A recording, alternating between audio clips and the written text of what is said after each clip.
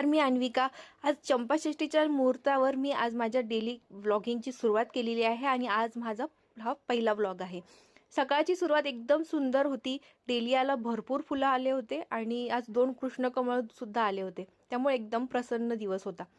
सकाळची सुरुवात मस्तपैकी एक छोट्याशा रांगोळीनी झाली। रांगोळी एवढी खास मला जमत नाही, बट मी चांगला काढण्याचा प्रयत्न केला। त्यानंतर देवपूजा केली।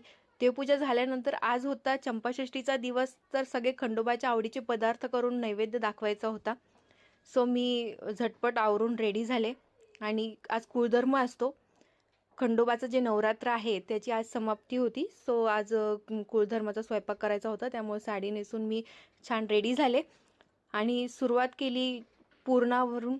पुरण लावून घेतलं। पुरण शिजायला थोडासा वेळ लागतो। पुरण शिजता शिजता बाकीचा स्वयंपाक मी करून घेतला।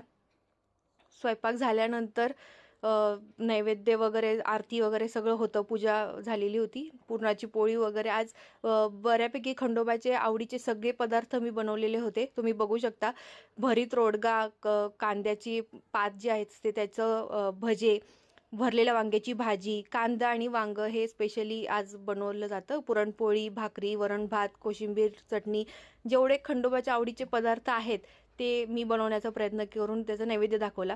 ॲज युजल स्वयंपाक नंतर किचनची अवस्था अशी असते, ती क्लीन करून घेतलं। कंटाळा आला होता, पण सगळं क्लीन झाल्याशिवाय राहवलं पण नसतं, त्यामुळे मग क्लीन करून घेतलं।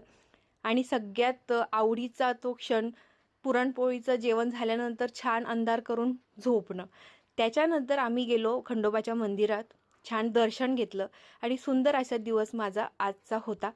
तर भेटूया नेक्स्ट ब्लॉगमध्ये। थँक्यू।